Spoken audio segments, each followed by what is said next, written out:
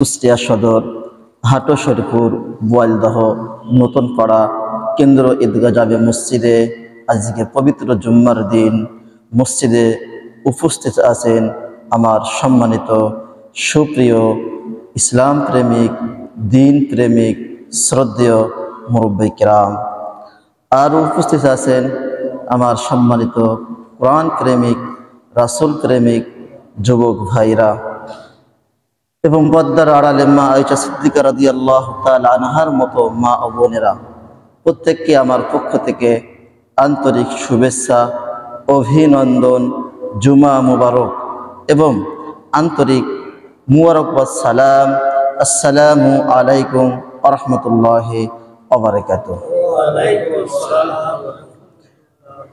সর্বপ্রথম শুকরিয়া আদায় করি মহান আল্লাহ তাআলার দরবারে, যে মহান মালিক আল্লাহ সুবহানাহু ওয়া তাআলা আমাদেরকে অতি দয়া করে, মায়া করে, মমতা দিয়ে, ভালোবেসে, মহব্বত করে গত জুম্মা থেকে এই জুম্মা পর্যন্ত জীবিত রেখে আবারও আজকে মুসলিমদের সাপ্তাহিক ঈদ, ঈদে মিলন মেলায় একত্রিত হওয়ার মতো তৌফিক দান করলেন, যাচাই করে বাছাই করে। সে মহান মালিকের কৃতজ্ঞতা প্রকাশ করি যে মহান মালিক মসজিদে আসার মতো তৌফিক দান করলেন। সে মহান আল্লাহ সুবহানাহু ওয়া তাআলাকে ধন্যবাদ জানাই, তার শুকরিয়া আদায় করি। সেজন্য প্রত্যেকে অন্তরের অন্তরস্থল থেকে আন্তরিকতার সাথে মহব্বতের সঙ্গে জোরে সোরে সকলে পড়ি আলহামদুলিল্লাহ। দরুদ সালাম পেশ করি মানবতার দূত, মুক্তির দিশারি, বিশ্ব নবী, বিশ্ব নেতা, ইসলামের কান্ডারি, দোজাহানের বাদশাহ, যিনি 60 জীবন কষ্ট করে গেছেন, ত্যাগ স্বীকার করে গেছেন দ্বীনের জন্য, ইসলামের জন্য, দ্বীনকে কায়েম করার জন্য, দ্বীনকে প্রতিষ্ঠা করার জন্য। সে আর কেউ নয়, আমাদের দয়ার নবী, মায়ার নবী, রহমাতাল লিল আলামিন, সাইয়্যিদুল কাউনাইন, সাইয়্যিদুল মুরসালিন, জনাব মুহাম্মদ রাসূলুল্লাহ, সকল পড়ি সাল্লাল্লাহু আলাইহি ওয়াসাল্লাম। সম্মানিত সুপ্রিয় কোরআন প্রেমিক ভাইরা, আমাদের আরো শুকরিয়া আদায় করতে হয় যে আমরা নির্দ্বিধায়, কোনো বাধা নাই আমাদের, আমরা মসজিদে এসে 5 ওয়াক্ত নামাজ পড়তে পারছি, রোজা রাখতে পারছি, ঈমান আমলের কথা বলতে পারছি, কোরআনের কথা বলতে পারছি। আমরা মুসলিম, এই মুসলিম হয়েছি এই জন্য আমাদের কেউ মারধর, কেউ অত্যাচার, জুলুম করছে না, আমরা জুলুমের শিকার হচ্ছি না। কিন্তু দেখেন আজকে অন্যান্য রাষ্ট্রে, ফিলিস্তিনি কি অবস্থা, তাদের একটি দোষ, তারা মুসলিম। অকালা ইন্নানি মিনাল মুসলিমিন, তারা মুসলমান দাবি করেছে যে আমরা মুসলমান, আমরা মুসলিম। সেই জন্য তাদের উপরে জুলুম, নির্যাতন, গণহত্যা চলতেছে। রব্বি কারীম আল্লাহ সুবহানাহু ওয়া তাআলা ফিলিস্তিনের মুসলমানের হেফাজত করুন, আমিন। তাদের জান-মাল, তাদের ইজ্জত, সকল প্রকারের তাদের সম্পদের আল্লাহ সুবহানাহু ওয়া তাআলার পক্ষ থেকে সাহায্যকারী হন, সকলে বলেন আমিন। সম্মানিত সুপ্রিয় কোরআন প্রেমিক ভাইরা, আজকে খুতবার ভিতরে যে বিষয়গুলো নিয়ে আলোচনা করতে যাচ্ছে অত্যন্ত একটি গুরুত্বপূর্ণ সাবজেক্ট, অত্যন্ত একটি গুরুত্বপূর্ণ বিষয়। যে আলোচনার বিষয় সম্পর্কে আপনাদের গত জুম্মায় ভালোভাবে অবগত করে দিয়েছিলাম, দেখি আপনাদের মনে আছে কিনা। আজকে আলোচনার সাবজেক্ট কি মনে আছে? যাকাত, ফিতরা গত জুম্মায় করেছি। আজ আছে যাকাত আর আছে লাইলাতুল কদর, যাকাত আর লাইলাতুল কদর। তারপরও ফিতরার একটা বিষয় সংশোধনী আছে, এটা ফিনিশিং দেব। ইতিকাফ গত জুম্মায় করেছে, এটা আজ একটা ফিনিশিং দেব। সর্বোপরি ফিলিস্তিনি মুসলমান যেন আমরা দোয়া করব এবং আমাদের করণীয় কি 2-1 লাইন বলেই শেষ করবে ইনশাআল্লাহ। ক্বালু সুবহানাকা লা ইলমা লানা ইল্লা মা আল্লামতানা ইন্নাকা আনতাল আলিমুল হাকীম। রব্বি ইশরাহ লি সাদরি ওয়া ইয়াসসির লি আমরি ওয়াহলুল উকদাতাম মিন লিসানি ইয়াফকাহু কওলি। রব্বি ইয়াসসির ওয়া লা তুআসসির ওয়া তাম্মিম বিল খায়র। আমরা মাহে রমাদানের আজকে আলোচনার পঞ্চম সপ্তাহ আর মাহে রমাদানের আজকে তৃতীয় জুম্মা। প্রথম জুম্মা আলোচনা করেছিলাম, মনে আছে? আমাদের পূর্ব প্রস্তুতি 12টি। আলহামদুলিল্লাহ আমরা পূর্ব প্রস্তুতি নিয়েই রোজা শুরু করেছি। তারপরে জুম্মা আলোচনা করেছিলাম আমাদের স্পেশাল 23টি আমল। আশা করি আমরা স্পেশাল 23টি আমল করার জন্য প্রত্যেকেই সাধ্য অনুযায়ী চেষ্টা করছি। তারপরে জুম্মা আলোচনা করেছিলাম যে রোজাদারের কোরআন সুন্নাহর আলোকে 9টি আপনার মর্যাদা সম্মান। আমরা এই মর্যাদা সম্মান পাওয়ার জন্য প্রত্যেকেই রোজা রাখার জন্য চেষ্টা করেছি ইনশাআল্লাহ। এবং আরও আলোচনা করেছিলাম ওই জুম্মায় যে আমার সন্তানকে যদি রোজা রাখতে নিষেধ করি তাহলে আমাদের কি শাস্তির সম্মুখীন হতে হবে। গত জুম্মা আলোচনা করেছিলাম ইতিকাফের ফজিলত, গুরুত্ব, তাৎপর্য, সাদাকাতুল ফিতর এবং ঐতিহাসিক বদর আমাদের প্রেরণা। আরও আলোচনা করেছিলাম যে কোরআনের তো এই মাহে রমাদান মাসের সম্মান মর্যাদা কেন। তাহলে আজকে যে বিষয় আলোচনা করতে যাচ্ছে সে বিষয় আল্লাহ সুবহানাহু ওয়া তাআলা যেন আমাদের প্রত্যেককেই যে বিষয়গুলো বলবো সর্বপ্রথম আমাকে সহ প্রত্যেককে যেন আমল করার মতো তৌফিক দান করেন, আমিন। সম্মানিত শুকর কোরআন প্রেমিক ভাইরা, যাকাত এটা মনে হয় সুন্নত ইবাদত নাকি? কি ইবাদত? সুন্নত ইবাদত না মুস্তাহাব ইবাদত? ফরজ ইবাদত। জানলে জোরে জোরে বলতে হবে। যাকাত আল্লাহ সুবহানাহু ওয়া তাআলা ফরজ করেছে, যেমনিভাবে নামাজ আদায় করা ফরজ। আমরা অনেকে নামাজের গুরুত্ব বুঝি, নামাজের গুরুত্ব দিই, কিন্তু যাকাতের আমরা গুরুত্ব দিই না। যাকাত আল্লাহ সুবহানাহু ওয়া তাআলা আমাদের উপরে ফরজ করেছে।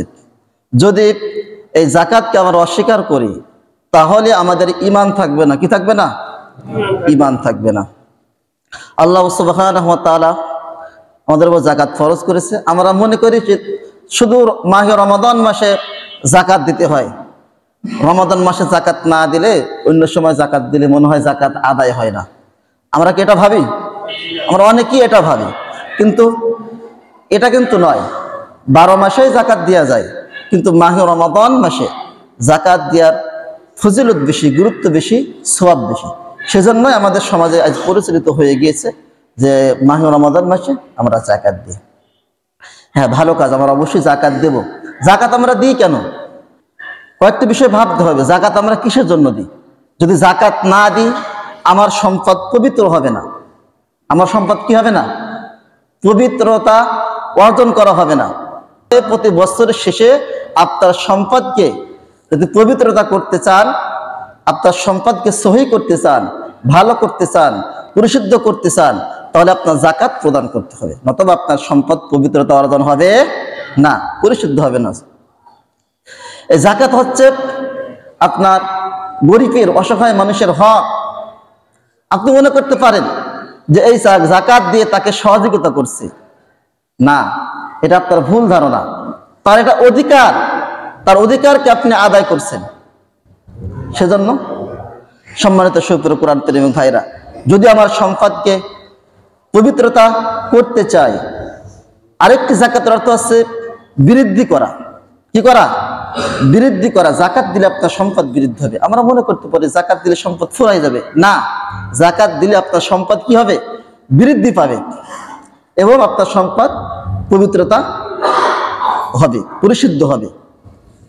যেমন রব্বি কারীম আল্লাহ সুবহানাহু ওয়া তাআলা বলেছে, খুয মিন আমওয়ালিহিম সাদাকাতান তুতাহহিরুহুম ওয়া তুযাক্কিহিম বিহা। সূরাতুত তাওবার ভিতরে আল্লাহ বলেছে, খুয মিন আমওয়ালিহিম সাদাকাতান তুতাহহিরুহুম ওয়া তুযাক্কিহিম বিহা। আল্লাহ সুবহানাহু ওয়া তাআলা ইরশাদ করে পৃথিবীর মানুষকে জানাই দিল, ও পৃথিবীর মানুষেরা, তোমার সম্পদকে পবিত্র করার জন্য তোমরা সদকা করো। সকল মুফাসসির কিরাম এখানে সদকা কে যাকাত বলে সম্বন্ধ করেছে। সদকা অর্থ যাকাত এখানে বোঝাইছে। যাকাত দেওয়ার মাধ্যমে তোমার সম্পদ পবিত্র হবে, যাকাত না দিলে তোমার সম্পদ পবিত্র হবে না। আর আমরা যদি যাকাতকে অস্বীকার করি, যাকাত প্রদান না করি, আমরা আখিরাতকে স্বীকার করলাম, আমরা ক্ষতিগ্রস্ত হয়ে গেলাম। রব্বি কারীম আল্লাহ সুবহানাহু ওয়া তাআলা তাও জানাই দেন সূরাতুল হামিম সাজদার ভিতরে, সাজদার 7 নম্বর আয়াত, 41 নম্বর সূরা, 24 নম্বর পারা, 16 নম্বর পৃষ্ঠা, আল্লাযীনা লা ইউমিনুনা বিয-যাকাহ ওয়া হুম বিল আখিরাতি কাফিরুন। ও পৃথিবীর মানুষেরা, তোমরা যদি যাকাতকে অস্বীকার করো, যাকাত প্রদান না করো, যাকাত না দাও, গরিবদের তোমরা তাদের হক যাতে আদায় না করো, ওয়া হুম বিল আখিরাতি হুম কাফিরুন, তোমরা যেন আমার কিয়ামত দিবসকে অস্বীকার করলে, তোমরা যেন আমাকে তোমরা অস্বীকার করলে। নাউযুবিল্লাহ।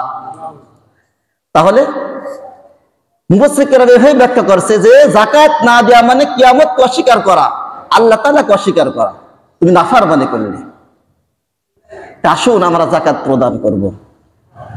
যাকাত যদি আমরা না দিই তাহলে কঠিন কিয়ামতের মুসিবতের সময় আল্লাহ সুবহানাহু ওয়া তাআলা আপনার ভয়াবহ শাস্তির কথা বর্ণনা করছেন, আপনার শাস্তির সম্মুখীন হতে হবে।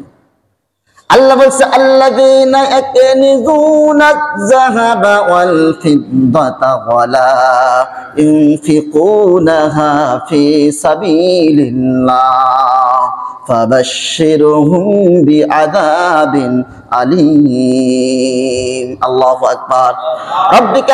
রব্বি কারীম জানাই দিল, ও পৃথিবীর মানুষেরা, তোমরা যারা যাকাত প্রদান করবে না, তোমাদের জন্য সুসংবাদ দিচ্ছি আমার পক্ষ থেকে, আল্লাহ তাআলার পক্ষ থেকে জাহান্নামের সুসংবাদ। জাহান্নামের কি সুসংবাদ হয়? না।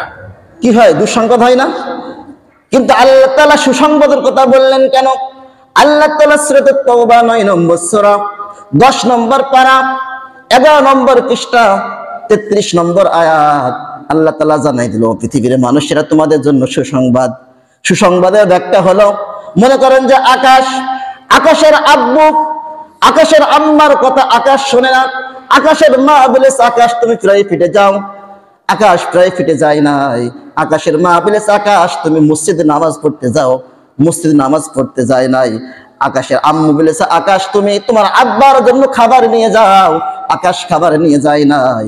আকাশের আম্মা বলতেছো আকাশ তোমার আব্বু আসুক, তোমার আব্বুকে সব বিষয় তথ্য আমি জানাবো, সকল তথ্যগুলো জানাবো। তোমার আব্বু তোমাকে এমন পিটন দেবে তুমি মজা টের পাবা। কি টের পাবা? মজা টের পাবা। পিটালে কি মজা হয় বলেন? পিটালে কি মজা হয়? পিটালে মজা হয় না। আকাশের মা তার শাস্তির তীব্রতা বোঝানোর জন্য তাকে এমন করে মারবে, সকল প্রকার খারাপ কাজ সে বাদ দিয়ে দেবে। তার শাস্তির তীব্রতা বোঝানোর জন্য আকাশের মায়ের কথা বলেছে মজা টের পাবা। ঠিক আল্লাহ সুবহানাহু ওয়া তাআলা পৃথিবীর মানুষের শাস্তির তীব্রতা বোঝানোর জন্য জাহান্নামের আগুনের সুসংবাদ দিচ্ছে, বলছে আল্লাযীনা ইয়াকনিজুনা আয-যাহাবা ওয়াল ফিদ্দাতা ওয়া লা ইউনফিকুনাহা ফি সাবিলিল্লাহ।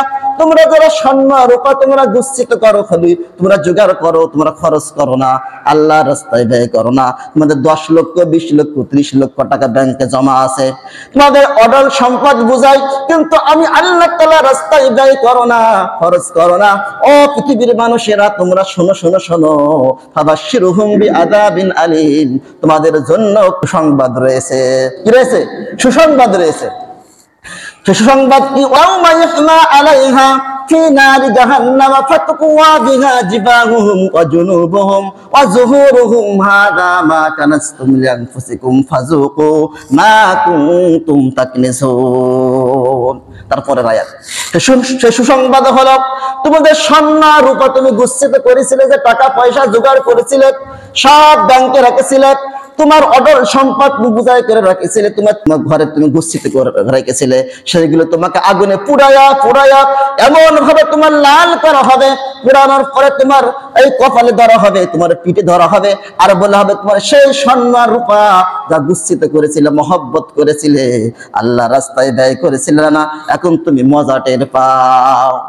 আগুন দিয়ে পুড়াবে। কি করবে?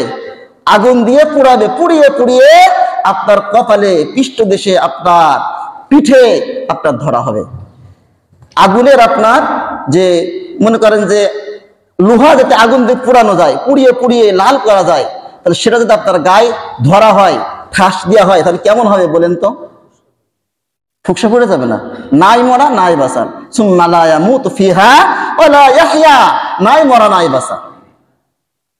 আসুন আজকে আমরা ভয় করি, আল্লাহ তাআলাকে ভয় করে যাকাত প্রদান করি।